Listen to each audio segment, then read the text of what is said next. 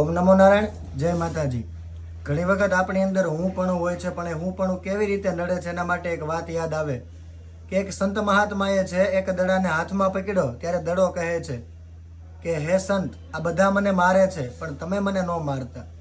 ત્યારે સંત કહે છે કે હું તને મારીશ નહીં, પણ બધા તને શું કામ મારે છે એ તો કે.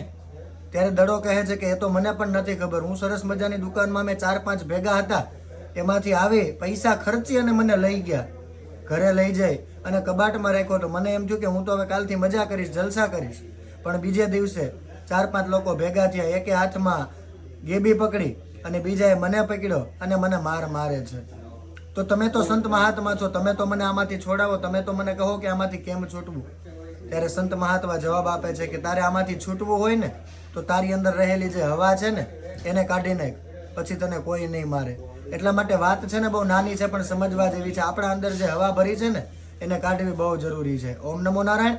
જય માતાજી.